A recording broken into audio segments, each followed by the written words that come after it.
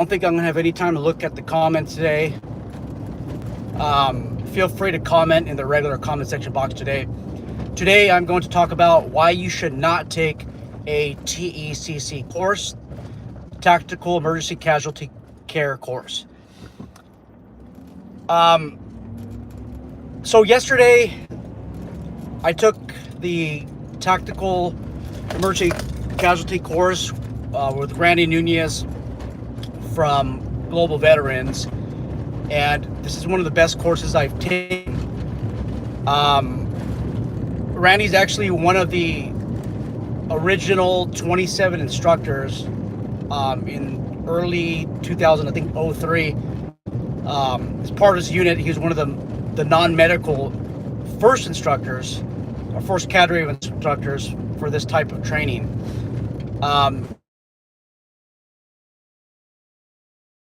There's only 3 left. I believe Mike Glover was part of that group. I'm not really sure, but that's topic of another story. Anyhow, you're probably clicking on the thumbnail because you're wondering, like, Sean, why would you not want me to take a TECC course? I heard all about it on the internet. I heard all about it on the other security channels. I heard it on Reddit. Why are you encouraging me not to take that? No, it's not that I am discouraging you from taking the class. I'm encouraging you to take the right class. So there's a lot of vendors out there, and these vendors are offering what appears to be TECC courses or TCCC courses. But what they do is they put their own curriculum in there, which I don't think it's the best thing to do. So there's quite a bit of vendors out there that will mix up the TECC course and add live fire to it, right? Guys, if you're doing a live fire course, a shooting course, and you're mixing it with TECC, my question to the instructor is, are the students getting all of the curriculum for the TECC course? And I would argue no. Yesterday, we had 5-minute breaks. I mean, they were 5 minutes. And our lunch, first Randy was going to have our lunch at 10 minutes. I told the class beforehand, I know how Randy operates. It's like always working lunch. He'll go straight 8 hours without taking a break if he has to. And so I have to constantly remind him about the break. But the lunch was going to be 10 minutes and ended up being 20 minutes lunch. Okay, this is a 5-hour period. And about the lunch period, it's a working lunch. So you're eating and you're still listening. There is no way that you can even remotely add a live fire portion in the TECC course. It is not going to happen. It's possibly, I think it's an unsafe thing to do if a group that's kind of new to firearms, because you have a lot of flagging going on. You have a lot of lasering of the muzzle. It's just not the right time to do that. Also, what Randy explained to me is, look at who authorizes the TECC course. Okay, it's a national association of EMTs, and I think the panel is like 40. It's like a 40-person panel. It's National Association of EMTs. It's not NRA. So you have medical professionals in a tactical community that's basically creating this panel. So there's no live fire. Now, I know at Texas State, where I am an alumni on one of the alert courses, I believe that there is a live fire one where you're mixing up the law enforcement response or first responder response, or protector response, and then you're adding the fire response. But the next question is, who's certifying the course? the course I just explained, where I believe it's live fire. I don't know because I didn't attend that course yet. It's for Texas State, where they mix in the EMS response and the law enforcement response. That's Texas State, and Texas State has ALERT, ALERTT, which is not authorized, but given the green light by the FBI. But that's the certifying body. For TECC, there's no live fire. Okay, so what I'm saying is you guys are getting ripped off if you're attending or what you believe is a TECC course when they're throwing in live fire. You're missing a lot of the medical portion. Again, there is no way that you could have mixed in, that anybody could have mixed in live fire with this course that was, it's basically, guys, it's 16 hours crammed into 8. The TECC course, for, I guess, the non-law enforcement or non-protector, that's a 2-day course. That's 16 hours. And what they did is they smashed in a lot of the curriculum into an 8-hour course.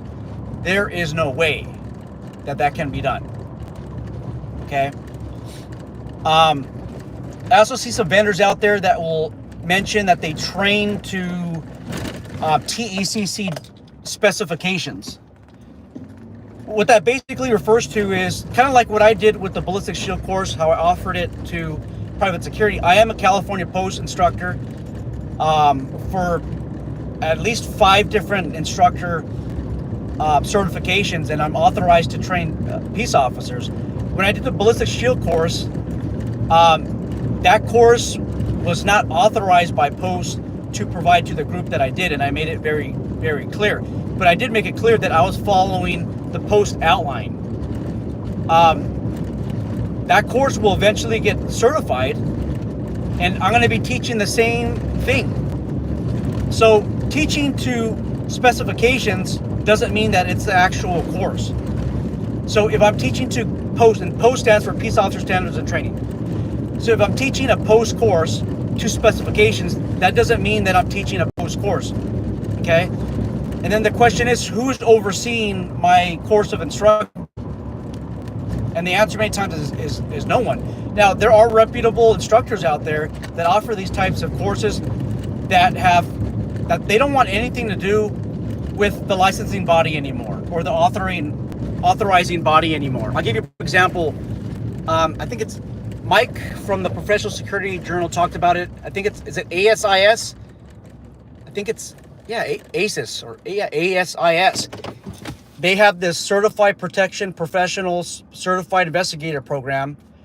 I understand how significant, how beneficial the program is, but to require that that certification and not allow other types of certifications isn't doing the industry a whole lot of justification. So I think guys, even like a lot of the post classes, the California post classes, you're not learning as much as you should. So I see the need for some instructors to offer non-authorized post classes. So for example, the low light instructor course that I attended from Cougar Mountain Solutions, Eric Jahilius or Jalis, I always screw his name up. He is a gun sight instructor. By the way, it's very hard to become a gun sight instructor. California Post does not offer a 3-day instructor course yet. So I'm trying to get him into offering that 3-day class once I'm not busy. But even with Eric, he mentioned that it's very difficult to get a class approved by Post, and also you got to follow some of the tuition guidelines when you're offering it to peace officers. Anyhow, he basically said, screw Post, I'm going to offer my own program, which is one of the best low light programs that's very possible. There's a lot of evidence-based research. Okay. All right, guys, real quick, I'm going to go through the comments. Mr. Fusion says, what the hell? During my security class, we took a 10-minute break every hour and 1 hour for lunch. He says, I'm telling you, Sean, a ninja jutsu course will help a lot. Mr. Fusion says, which reminds me, are there usually breaks in the police academy portion? Okay, we'll get to that. Let me continue down my trip here. So, hey, Mr. Fusion, I think it's within industry standards to take a 10-minute break every hour. You absolutely need the breaks. If I don't get a break, I get tired. I almost fall asleep. And if you want to continue to capture your audience and continue with audience retention, you got to have the 10-minute break. An hour break, I think usually the 30 minutes, a lot of these classes, instructors will give you like an extra half an hour to get to your destination. I think it's necessary, to be honest with you. I think those time limits are rather reasonable. Sometimes instructors they'll extend some of the classroom portion or the instruction portion so that you'll have a longer lunch. So that'll usually be the case. Or what they'll do is they'll cover all the material in a certain in a certain portion of the objectives. I don't say they'll rush to it. I'm not going to say that they'll rush through it. All I'm just saying is they might give you a more abbreviated version, which you're getting the same type of level of instruction. When they're able to do that, they can extend your lunch. Now, obviously, this is according to the guidelines of the licensing body, so it really depends. And then Mr. Fusion asked about breaks in the police academy. It all depends on where you go. I don't want to say my academy was the best, because I actually think it could have been done a lot better. I believe my academy was more like a haze fest than anything, and I don't think that improved. I don't think going to a haze fest academy improved my performance as a law enforcement officer. But our breaks sucked in the academy. When the academy cadre said, we're going to take a 10-minute break, that basically means you get to go to the bathroom for a minute, and they are screaming at you in the bathroom. Like you're taking a piss, and you have a drill instructor behind you yelling at you to hurry up and take a piss. That's academy time in the year 2001. I'm sure different academies, they do something like that. For lunches sucked. 30-minute lunch, 40-minute lunch really sucked, because it basically involved 5 minutes of eating with one hand, your non-dominant hand, and then the rest was calisthenics. And then sometimes you would do push-ups. You would eat your lunch in a push-up position. So again, lunches were haze fest, and you normally didn't want that. But this is not. I could do a whole video on academy dynamics, and I don't want to get too far into it. But I almost got too far into it right now. But guys, if you're just chiming in right now, the TECC course is a very good course, but make sure that you go through the proper level of instruction. If somebody's offering a TECC course with live fire and they're telling you to bring 500 rounds of ammunition, the question is this a shooting course, or is this an authorized TECC course? If this is an authorized TECC course, you're probably taking a course that is made fraudulently, to be quite blunt with you. On another note, some instructors have their own curriculum, and they don't want to follow the curriculum of the certifying body, which I think in some rare circumstances it's good, depending on the instructor. But those come a dime a dozen. So that's all I got. Guys, make sure that you attend a real TECC course. If you follow a real TECC course, then you'll follow their curriculum, which is constantly reviewed. I think it's by 40, a board of 40 medical professionals that have tactical level of experience. Okay, so vet your instructors, vet your companies. You can always call or send an email to NAEMT, and I think there's another certification body called TECC, which is Tactical Combat Casualty Care, and I believe it's kind of the same thing. Again, they have their own licensing body. So the question is, if the course offers live fire, who is a licensing body? If there's no licensing body, that's fine. But who's a certifying body? If there's no certifying body, then that's fine. The question is, instructor, what are your qualifications to create this course that you did? And quite frankly, I would not ever attend a TECC course with live fire unless I knew that there was some vetting process involved with the students.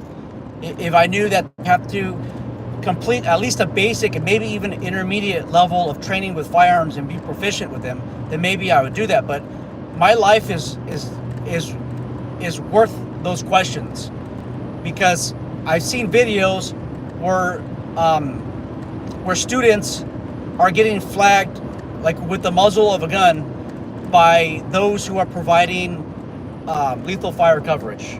Okay. All right, guys, that's all I got. Take care.